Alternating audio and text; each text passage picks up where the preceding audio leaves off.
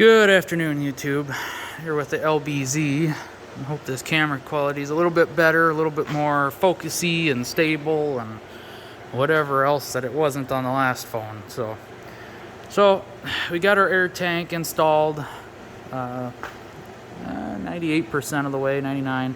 It's got one more thing to do, and it kind of sucks having to open up a package for this, but oh well. Got a package of airline and brand new. I think it's like 50 feet or 100 feet or something like that, and it's like I haven't had to open it yet. I was able to reuse all the airlines on the system. So come down here to our 5-gallon 36-inch air tank. I made some aluminum brackets, had a chunk of aluminum laying around, probably a good 1/8 inch, 1/4 inch, probably 1/4 inch, and got her all buttoned up. She's pretty quiet, not banging against the frame, so that's the main thing. But that did require using some foam up in between the tank and the frame. There is so little room between the tank and the frame of the truck, or the receiver hitch on I mean, that's pretty much the same on each side. It's really close, but we'll keep an eye on that. Not too fond of that. My plan was to shove some foam up in between there just to make sure that this was snug as a bug in a rug, but yeah, it was a biatch getting this foam up here, which is good 1/2 inch foam. It's not foam that'll deteriorate with moisture or anything, so should be fine. And but here we got 4 3/8 thread, MPT thread to 1/4 inch airline, like quick connect couplers. Seem to be holding, so because I still got probably about 5 psi on there, and I'm about to take the truck out for a test drive and see how she rides, because one, I want to make sure bumps aren't making this thing, you know, do anything. Sounds pretty dang decent, so I don't think we'll have any real issues. And this stuff's pretty decently thick, and I didn't want to do steel brackets just because I didn't want steel and aluminum on my tank, so because I just know they don't get along. So, and I don't care if it's over here, but I didn't want it on the tank because it doesn't sound like the tank's terribly thick. But I don't need funky things happening to the tank, so that's what my excuse is. But I know it's not the most ideal thing. I already had the foam squares there ready to go in the sides, but I didn't want to do a pancake tank. I don't know why, don't ask. I just didn't. I just wanted this one, I guess. I didn't really see any aluminum pancake tanks anyway, but I like this, the way this is set up for the most part. I get air this tire up, pull it out, because inevitably the Cadillac hopefully is getting worked on this weekend. That's the next thing. I've got everything I need to do a hanger bearing. We're going to do the transmission mount, because that one that's on the car is kind of crusty looking, and it was fairly cheapish for this one, and it never hurts to have new rubber. So, and I got one of the bolts had snapped off when I had done the engine swap. It just rusted around the bolt head, worn away the bolt, I should say.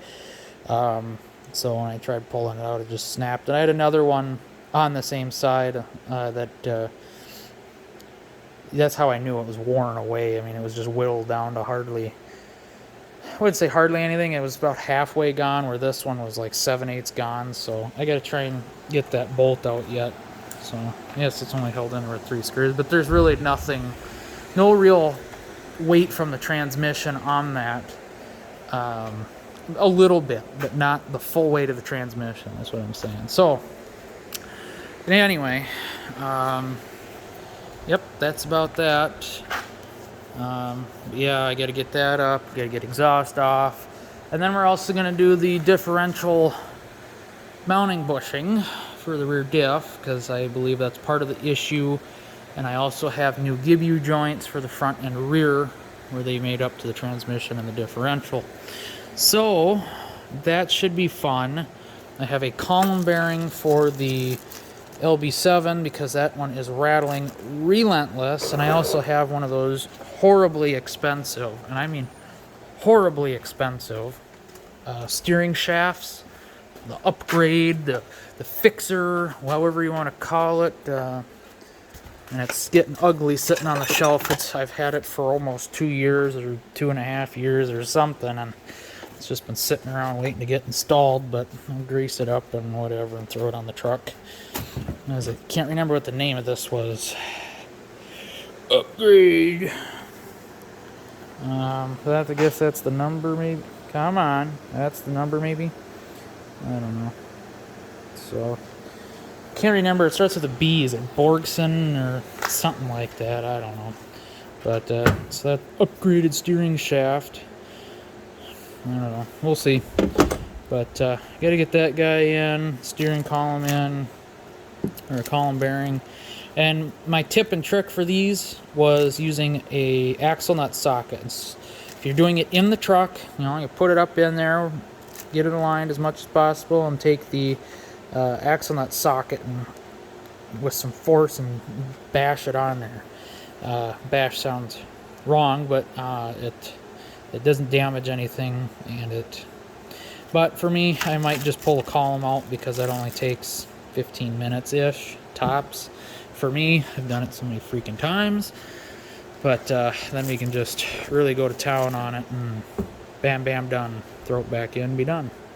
But having the extra room to get this, well, not the columns in the way, but anyway, that's just one of the issues on the LB7 that's getting fixed this weekend. There's nothing else this weekend on it, but then I got to get my John Deere riding mower up here, and I got to pull the valve covers off, or mainly one, but pull the driver's side valve cover off and see if we've got horrible amounts of valve lash, because once it warms up, something starts tapping inside the engine. Not knocking, not banging, tapping.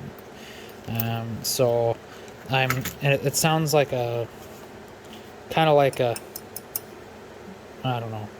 It sounds like a hardened steel-ish kind of tapping, so maybe that's why I'm thinking valve train.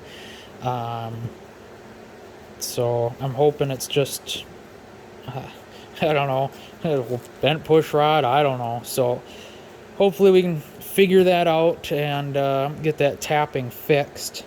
Hopefully it's not a worn lifter or something like that, because, well, or a worn camshaft or whatever. That would not be ideal. But we need to get that figured out because she's been tapping for a minute, and I really don't want any more engine damage, and there may have already been. So, but that may have been maybe inevitable. But picked up this guy off Amazon, 50-foot 1/4 inch. I haven't opened it, and it sucks, to only take off 1.5 feet, 2 feet, from the tank to the spout back, or pretty much the tire valve stem back here on the cap. I took the whole cap off, but yeah, I'm very happy with being able to use most of the line and whatnot. So we have a lot of work to do this weekend, and just wanted to get this done, get this pulled out. I want to go for a drive and see how the suspension is with an air tank versus without, because I know what it rode like before, but I'm hoping now it rides at least like a normal 2500 HD, where without, there's no room for the air to go except in the airbag, and trying to compress all that air in the airbags, it rides like shit. So having an air tank allows a lot more cushion to compress air, and I mean, I can already tell a difference just by jumping on the back of the truck, where with the airbags, it was like standing on a rubber airbag. It was just hard, and it wouldn't really compress. And I mean, don't get me wrong, it rode nice with a trailer on, but empty, it just sucks. And I'm not towing every day, so it's like, hell dang it, I want some ride back. And when you're bouncing on the back of the truck, you can actually hear the air going into the air tank, So that is nice to know that that's working the way I hoped. So hopefully when we hit bumps and stuff, I got a perfect road for this. So we should get a pretty satisfying result, I hope, especially with the Bilstein shocks. And hopefully in a later date here, maybe we'll get Celastic shackles for this thing. Because now that it's got airbags, it doesn't really matter. I mean, Celastic shackles make your truck squat more. That's, if you've never experienced that, that's what they do. But it gives you a lot softer riding empty. And I know they make truck squat more with a load because I've got them on the LB7, and boy, does that make it squat when you got a big load. So anyway, so that's that. I just figured I'd give you guys a sneak peek at my airbag and air tank setup now. I do have the automatic air compressor for the airbags. Yes, I know, truck's rotten, but it's my winter beater, so it just is what it is at the moment. I get so many freaking things to do, it's not even funny.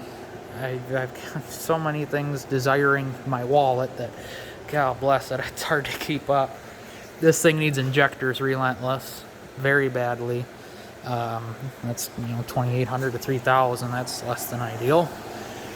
And then the car needs front tires at least. I don't know about rears yet, but front ones are, at least the front left is so flat spotted, and all summer long, you know, the super high heats we've had and the flat spot hasn't worn out. So yeah, needs front tires at least, and then we got to do all the drive shaft and rear diff bushing, and it needs front shocks. The front shocks are rattling.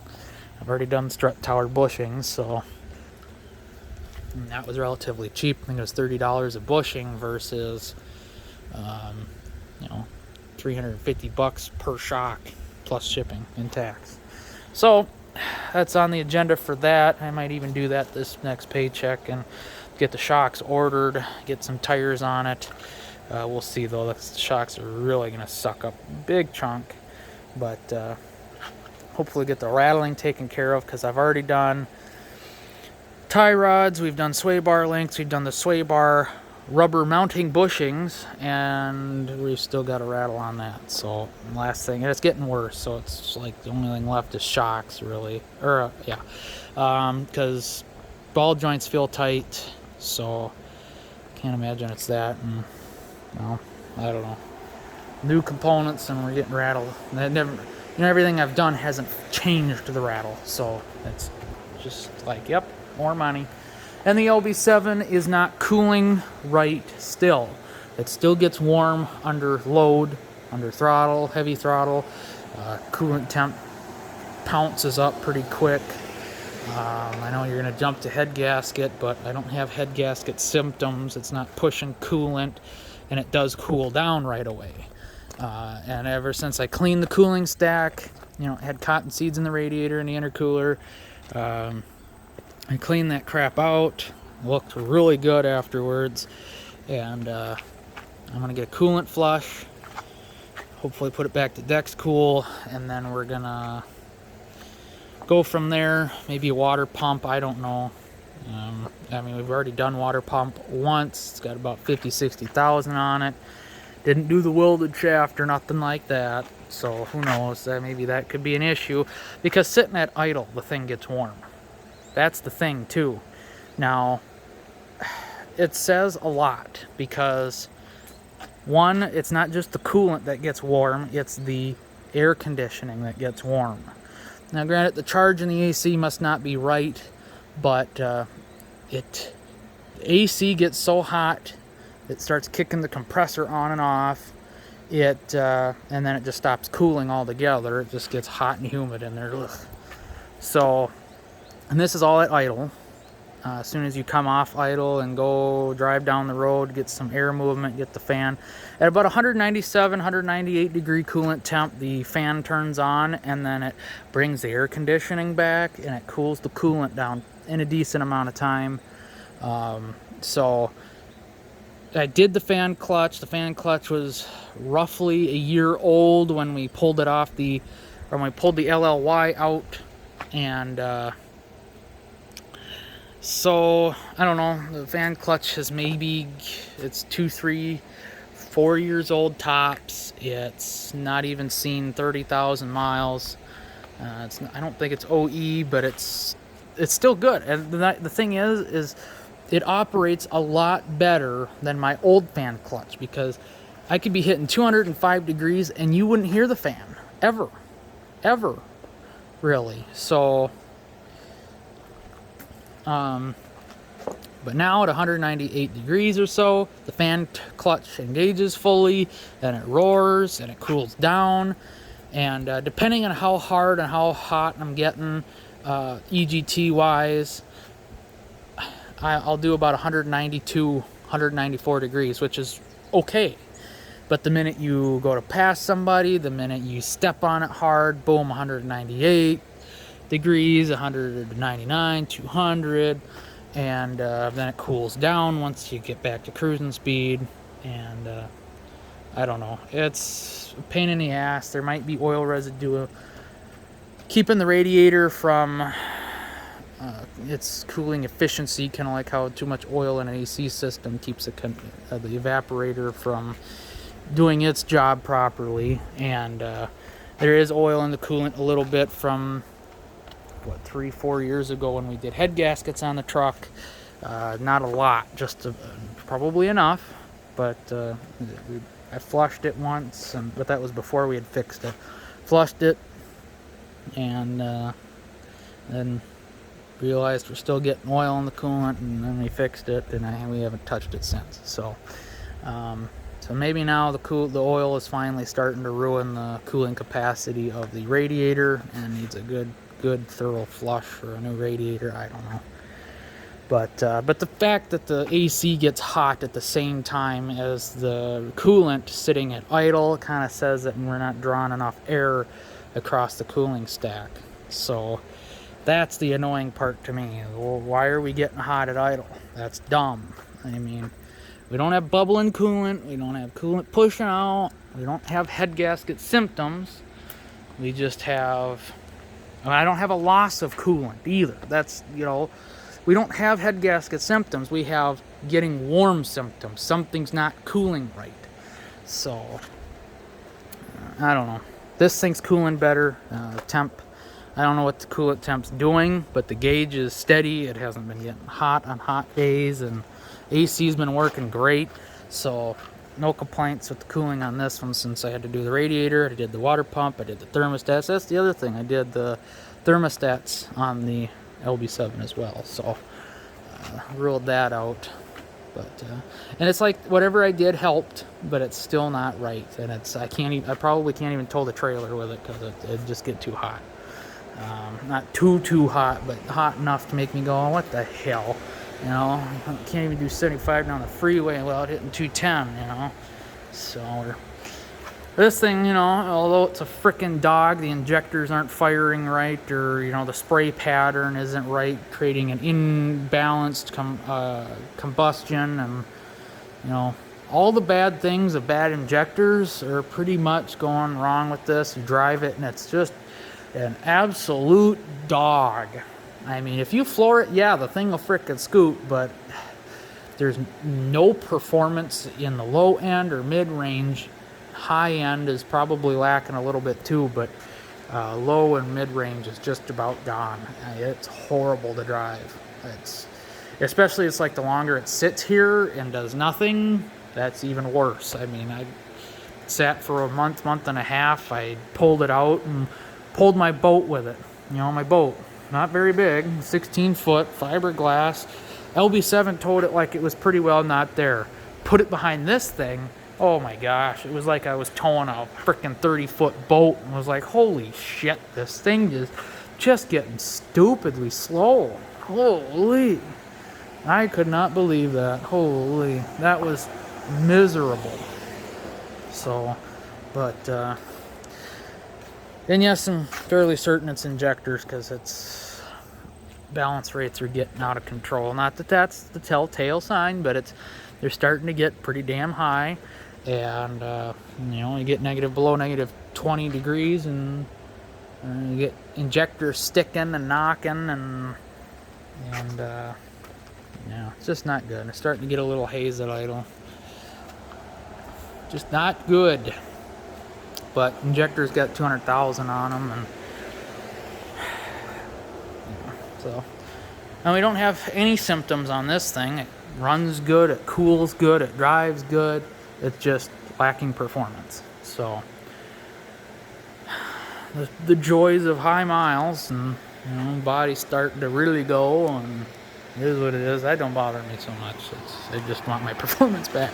It's a diesel. I want my performance, and we're lacking big time. So anyway, hope I bored you enough here. Not that that's my real goal, but that's everything I've got going this weekend. It's going to be a busy one. I still got to do a bunch of buttoning up. Not really a bunch. Enough buttoning up on the boat, getting some wires tucked and whatever, and I'll do a video once that's done on everything that's been done, because it's ready to go fishing, although Dad's like not acting like he wants to go fishing this weekend, so I don't know. Probably be, well, we've only taken out fishing twice this year, and well, frick, that'd probably be about it too. So unfortunately, I still have my Cadillac STS wheels and tires, rear tires being like brand spanking new. I mean, I think I've got maybe 3,000 miles on them tops, and I wasn't doing, I should say, I did drift on them. Did I? Maybe I didn't. Maybe I did? I don't know. Either way,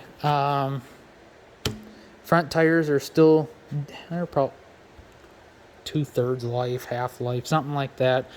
But they are out of date. So you go to any tire shop to have anything done, and they're going, oh, you need to replace your tires. Well, that sucks, but TPMS worked and then it didn't. Like it works when you first start driving, but then once it's like things warm up, they just shut off or something on a couple of them.